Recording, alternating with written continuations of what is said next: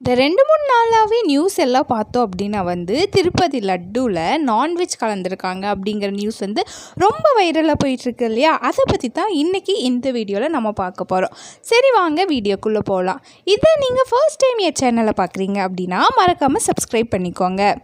திருப்பதியில் ரொம்பவே ஸ்பெஷலானது அந்த திருப்பதி தேவஸ்தானத்தில் கொடுக்குற அந்த லட்டு தான். அந்த லட்டு பிரியர்கள் எல்லாருமே சொல்லலாம்.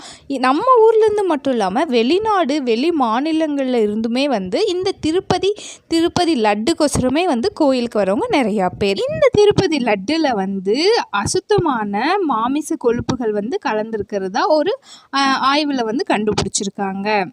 மோஸ்ட்டாக இந்த லட்டு செய்ய என்னெல்லாம் யூஸ் பண்ணுவாங்க? கடலை மாவு, சர்க்கரை, முந்திரி, ஏலக்காய், உலர் திராட்சை, கல்கண்டு, நெய் இதெல்லாம் சேர்த்துவாங்க இல்லையா.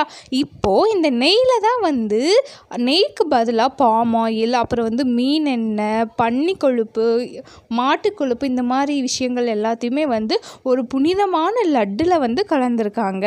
இதை குஜராத் சேர்ந்த ஒரு ஆய்வில் கண்டுபிடிச்சிருக்காங்க.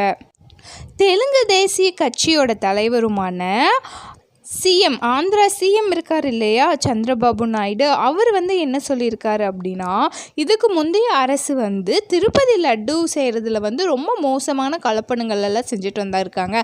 அதாவது நெய்க்கு பதிலாக பாம் ஆயில், இந்த ஃபிஷ் ஆயில், அப்புறமா அது இல்லாமல் ரொம்ப மோசமான பன்றி கொழுப்பு, அது இல்லாமல் மாட்டு கொழுப்பெல்லாம் ஆட் பண்ணிட்டு வராங்க. இது நாங்கள் நிறையாவே சொன்னோம். ஆனால் அவங்க எதுவுமே காதில் போட்டுக்கவே இல்லை. இது மட்டும் இல்லாமல் லட்டில் மட்டும் இல்லைங்க, அங்கே கொடுக்குற அன்னதான பொருளுமே அவ்வளோ ஒரு குவாலிட்டி இல்லாத பொருள் தான் அப்படின்னு திடீர்னு ஒரு பெரிய ஷாக்கான விஷயத்தை அவர் சொல்லியிருக்காரு. இந்த விஷயம் பரவலாக நாடு முழுவதுமே ஒரு டிபேட்டாக எடுத்து எல்லாருமே பேசி அதை பற்றி என்ன அப்படிங்கிறது ஆய்வு பண்ணிக்கிட்டே தான் இருக்காங்க. இந்த நெய் எடுத்து என்ன பண்ணுறாங்க அப்படின்னா, குஜராத்தில் இருக்க தேசிய கால்நடை ஆராய்ச்சி ஆய்வுக்கூடத்தில் பரிசோதனைக்கு கொடுக்குறாங்க. அந்த பரிசோதனையில் என்ன ஆயிடுச்சு அப்படின்னா ஆமாங்க, இது நெய்யே கிடையாது. நெய் மாதிரி இருக்கிற மீன் எண்ணெய், பாம் ஆயில், பன்றி கொழுப்பு, மாட்டு கொழுப்பு, இந்த மாதிரி எண்ணெய்கள் எல்லாத்தையுமே சேர்ந்து கலப்பனை பண்ணி கொடுக்குறதா இந்த நெய். இது நெய்யே கிடையாது அப்படின்னு ஒரு ஷாக்கான விஷயத்தை அவங்க சொல்லியிருக்காங்க. ஆனால் நெய்க்கு பதிலாக இந்த விஷயங்கள் எல்லாத்தையுமே நம்ம யூஸ் பண்ணும்போது நெய்யை விட இது விளையிச்சு தான். இது எப்படி அவங்க யூஸ் பண்ணுவாங்க அப்படின்னு நிறைய பேர் கேள்வி எடுத்துகிட்டு தான் இருக்காங்க. அது என்ன அப்படின்னா பாம் ஆயில் அமௌண்ட் நிறைய எடுத்துக்கிறாங்க. பாம் ஆயில் யூஸ் பண்ணோம் அப்படின்னா அந்த டேஸ்ட்டு, அந்த கன்சிஸ்டன்சி எல்லாம் வராது.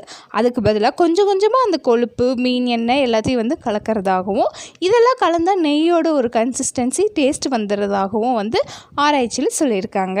இப்போது அங்கே இருக்க ஆப்போசிட் கட்சி ஜெகன்மோகன் ரெட்டியோட கட்சி என்ன சொல்கிறாங்க அப்படின்னா, இது ஒரு பொய், இது ஒரு நம்பிக்கை இல்லாத ஒரு விஷயம். எப்படி கடவுளுக்கு கொடுக்குற இந்த பிரசாதத்தில் அப்படி ஒரு கெட்ட விஷயங்கள் எல்லாம் கலக்குவாங்க, ஒரு அமாமிச கொழுப்பு எப்படி கலக்குவாங்க, இது சுத்தப்போய். அப்படி இது உண்மையாக இருந்தாலுமே இதுக்கெல்லாம் யார் காரணமோ அவங்கள கண்டிப்பாக கடவுள் சும்மாவே விட மாட்டார், நாங்களும் சும்மா விட மாட்டோம், கண்டிப்பாக அவங்களுக்கு தண்டனை கிடைக்கும். ஆனால் இது பொய் தான் அப்படின்னு அவரும் சொல்கிறாரு. அங்கே இருக்கிற தேர்டு பார்ட்டி, மூணாவதாக இருக்கிற கட்சி காங்கிரஸ் கட்சி என்ன சொல்லுது அப்படின்னா, இது உண்மையாக பொய்யான்னு தெரியல, இப்படி இருக்குமா இல்லையான்னு கூட எங்களுக்கு தெரியல, ஆனால் இது உண்மையாக பொய்யான்னு கண்டுபிடிக்கிறதுக்கு ஒரு சிபிஐ என்கொயரி நீங்கள் கண்டிப்பாக வச்சே ஆகணும் அப்படின்னு சொல்லிட்டு அவங்களோட தரப்பு வாதத்தை முன் வச்சுட்டு இந்த மாதிரி பாலிட்டிக்ஸ் வச்சே இந்த லட்டுவையுமே பேஸ் பண்ணி நிறைய காம்ப்ளெக்ஸான விஷயங்கள் பேசிட்டு வந்துட்டுருக்காங்க. இப்போது அந்த லட்டு செய்கிறாங்க இல்லையா, லட்டு செய்கிற இடத்த என்னென்னு சொல்லுவோம் அப்படின்னா லட்டு பட்டு அப்படின்னு சொல்லுவாங்க. அந்த இடம் ரொம்பவே அஃபிஷியலான இடம்.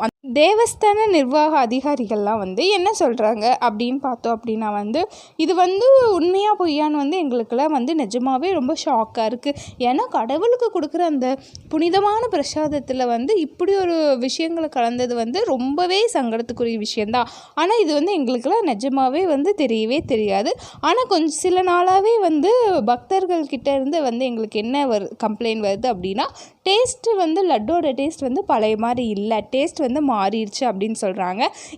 இதை வச்சு நாங்கள் நிறைய லட்டு செய்கிற கிச்சன், அப்புறம் அந்த ஒர்க்கர்ஸு, அதோட ஃபுட்டு, அதுக்கு யூஸ் பண்ணுற திங்ஸோட குவாலிட்டி எல்லாமே நாங்கள் செக் பண்ணிட்டு தான் வந்துட்ருக்கோம். இப்போ ரீசெண்டாக அதை நெய்யை டெஸ்ட் பண்ணும்போது தான் எங்களுக்கே இவ்வளோ ஷாக்கிங்கான விஷயம் தெரியும் அப்படிங்கிற விஷயத்தையும் அவர் சொல்கிறாரு.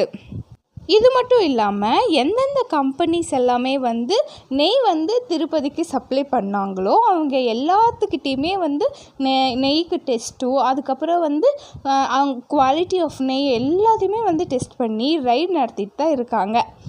என்னதான் இவ்வளோ விஷயமும் பண்ணாலுமே வந்து அங்கே நிறையா வெஜிடேரியன்ஸ் எல்லாம் இருப்பாங்கள்ல, நான்வெஜ்ஜை பார்த்தாலும் ஐயோ அப்படின்னு சொல்கிறவங்க, அவங்களோட நிலைமையெல்லாம் என்ன ரொம்பவே வந்து ஒரு கேள்விக்குறி. இத்தனை வருஷமாக வந்து ஒரு கிட்டத்தட்ட 300 வருஷமாக வந்து இந்த பாரம்பரியமான விஷயம் வந்து நடந்துகிட்டு இருக்குது. ஆகஸ்ட் 2, 1715 ஆரம்பித்த இந்த விஷயம் 2024 வரைக்குமே வந்து ரெகுலராக கண்டினியூவாக பண்ணிகிட்டே தான் இருக்காங்க. இத்தனை பாரம்பரியமாக இவ்வளோ வருஷமும் ஒரு ஸ்பெஷலாக செஞ்சுட்டு இருந்த இந்த ஒரு விஷயம் வந்து இப்படி ஒரு கேவலமான விஷயத்துக்காக, அதாவது பணத்தை மிச்சம் பண்ணணும் இல்லை வேறு ஏதாச்சும் விஷயம் இருக்கா அப்படின்னுமே வந்து நமக்கு தெரியல. இதுக்காக வந்து இப்படி பண்ணியிருக்காங்க. அதுவும் வந்து பிரசாதத்தில் இப்படி பண்ணது வந்து ரொம்பவே ஒரு வருத்தமான விஷயந்தான். இது யார் பண்ணியிருப்பாங்க என்னங்கிறது வந்து இன்னும் கண்டுபிடிக்கல. பட் யார் பண்ணியிருந்தாலுமே வந்து இது ஒரு பாவத்துக்குரிய விஷயந்தான். ஏன்னா இது வந்து ஒரு ஜஸ்டிஸே இல்லாத அவங்க தான் வந்து இப்படி பண்ணுவாங்க. ஏன்னா இது சாப்பிட்ற அதிகமானவங்க வந்து யார் அப்படின்னா வெஜிடேரியன் பீப்புள்ஸ் தான். அவங்க நிலைமையெல்லாம் கொஞ்சம் யோசிச்சு பார்க்கணும் இல்லையா? இந்த மாதிரி ரெகுலராக வீடியோஸ் பார்க்கணும் அப்படின்னா மறக்காமல் நம்ம சேனலை சப்ஸ்கிரைப் பண்ணிக்கோங்க. இந்த வீடியோ பிடிச்சிருந்தா லைக் பண்ணி கமெண்ட் பண்ணுங்கள். உங்கள் ஃப்ரெண்ட்ஸ் அண்ட் ஃபேமிலிக்கு ஷேர் பண்ணுங்கள். தேங்க்யூ.